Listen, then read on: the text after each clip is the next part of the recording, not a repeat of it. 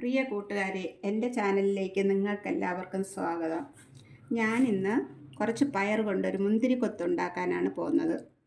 അതിനായിട്ട് ഞാൻ എടുത്തിരിക്കുന്നത് ഇത്രയ്ക്ക് ഒരു കോപ്പ അളവിൽ പയറെടുത്തിട്ടുണ്ട്. പയർ ഇതിലേക്ക് ആവശ്യമായത് മൈദാപ്പൊടിയാണ്, അത് അരിച്ച് വെച്ചിട്ടുണ്ട്. കുറച്ച് തേങ്ങ എടുത്തിട്ടുണ്ട്, കുറച്ച് ശർക്കര എടുത്തിട്ടുണ്ട്. ഇനി കുറച്ച് ചുക്ക് പൊടി ഇതിലേക്ക് ആവശ്യമാണ്. ഞാൻ ആദ്യം പയർ ഒന്ന് വറുത്തെടുക്കാം.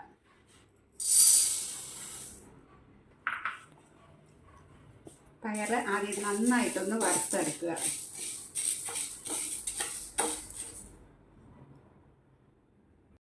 പയറെല്ലാം വറുത്ത് കിട്ടിയിട്ടുണ്ട്. അതിതാ ഒരു പാത്രത്തിലേക്ക് മാറ്റി വെച്ചിട്ടുണ്ട്. പയർ നല്ലപോലെ ഒന്ന് തണുത്ത് വരട്ടെ.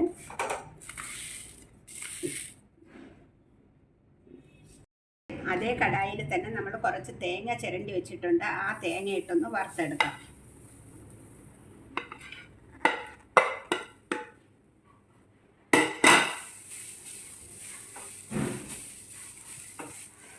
ചെറു തീയിൽ വെച്ച് വേണം ഈ തേങ്ങ വറുത്തെടുക്കേണ്ടത്.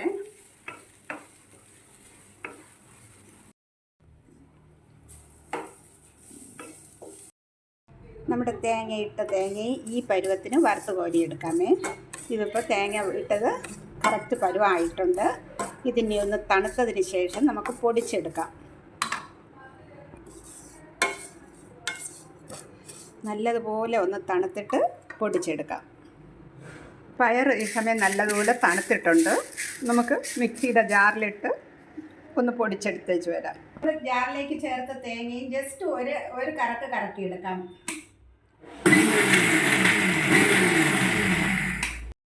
പൊടിച്ച് വെച്ചേക്കുന്ന പയറിലോട്ട് ഇപ്പം പൊടിച്ച തേങ്ങയും കൂടെ ചേർത്ത് കൊടുക്കാം.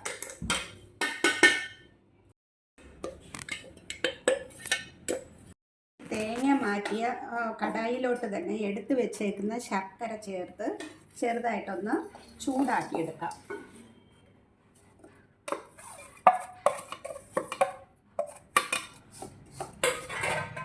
അല്പം വെള്ളം കൂടി ചേർത്ത് കൊടുക്കാം. മെൽറ്റാക്കി വെച്ചേക്കുന്ന ശർക്കര പാവ് ഇത് അരിച്ചൊഴിച്ചേക്കാമേ ഒരു പാത്രത്തിലോട്ട്. അത് ശർക്കരയിൽ എന്തെങ്കിലും പൊടിയോ കുമ്പോ ഒക്കെ ഉണ്ടെങ്കിൽ മാറുന്നതിന് വേണ്ടിയാണ് ഇങ്ങനെ അരിച്ചൊഴിക്കുന്നത്. ശർക്കര ഉരുക്കി അരിച്ചെടുത്തതാണ് ഈ കാണുന്നത്. ഇതിലേക്ക് നമ്മൾ പൊടിച്ച് വെച്ചേക്കുന്ന ചെറുപയറിൻ്റെ പൊടിയും തേങ്ങയുടെ പൊടിയും കൂടെ ഇതിലേക്ക് മിക്സ് ചെയ്യാം. ഇതിലേക്ക് കുറച്ച് ചുക്ക് പൊടിയും കൂടി ചേർത്ത് കൊടുക്കണം. 1/2 ടേബിൾ സ്പൂൺ ചുക്ക് പൊടി കൂടി ചേർക്കാം. ഒന്ന് മിക്സ് ചെയ്തെടുക്കാം.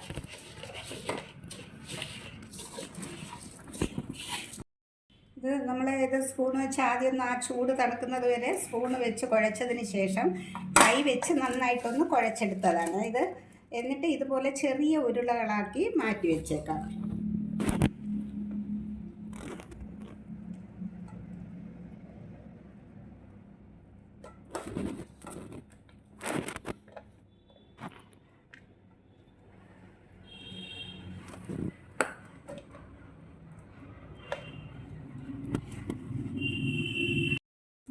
നമ്മൾ ഉരുളകളാക്കി എടുത്ത് വെച്ചേക്കുന്നതാണ് ഈ പയർ, തേങ്ങ, ചുക്കുപൊടി, ശർക്കര ഇതെല്ലാം കൂടെ മിക്സ് ചെയ്ത് ഉരുളകളാക്കി മാറ്റി വെച്ചിട്ടുണ്ട്. അതിനുശേഷം നമ്മൾ കുറച്ച് മൈദപ്പൊടി എടുത്ത് വെച്ചിട്ടുണ്ടല്ലോ, ആ മൈദപ്പൊടിയിലേക്ക് ഒരല്പം ഉപ്പ് ചേർത്ത് കൊടുക്കാം. കുറച്ചുപ്പ് മതിയേ, കുറച്ച് ഉപ്പ് ചേർക്കാം. കുറച്ച് മഞ്ഞൾപ്പൊടി ചേർക്കുന്നത് ചെറിയൊരു യെല്ലോ കളർ കിട്ടുന്നതിന് വേണ്ടിയിട്ടാണ് മഞ്ഞൾപ്പൊടി ചേർക്കുന്നത്. ഇപ്പം ഫുഡ് കളർ കിട്ടാറുണ്ട്, അത് വേണമെന്നുണ്ടെങ്കിലും ചേർക്കാം. ഞാനിപ്പോഴും മഞ്ഞൾപ്പൊടിയാണ് ചേർത്തിരിക്കുന്നത്. ഇത് കുറച്ച് വെള്ളം ഒഴിച്ച് മിക്സ് ചെയ്യാം.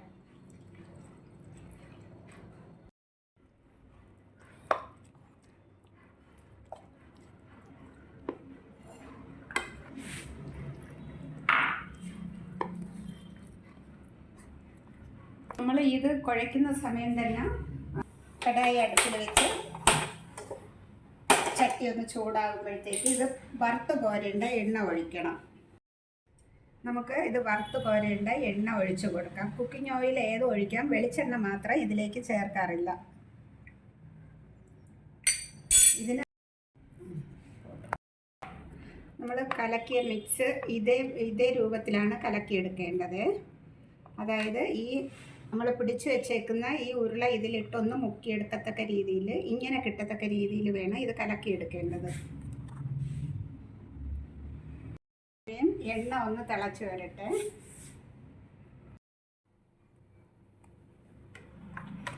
എണ്ണ തിളച്ചിട്ടുണ്ട്. ആ എണ്ണയിലേക്ക് നമുക്ക് ഓരോ ഉരുളകളാക്കി ഇങ്ങനെ മുക്കി ഉടനെ ഇതിലേക്ക് ഇട്ട് കൊടുക്കാം.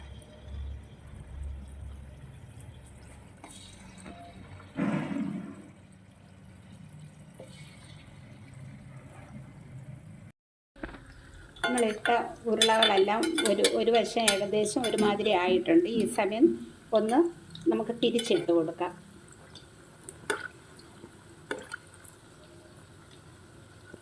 ഇതുപോലെ ഓരോന്ന് വീതം തിരിച്ചിട്ട് പൊരിച്ചെടുക്കണം.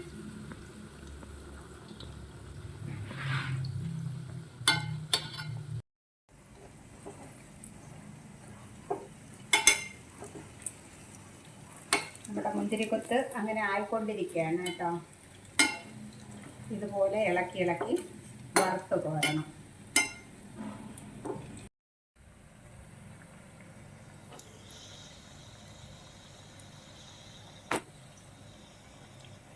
നമ്മുടെ മുന്തിരിക്കൊത്ത് ഏകദേശം ആയി വരുന്നുണ്ട്. നല്ല പൊരുത്ത സൗണ്ട് കേൾക്കാം.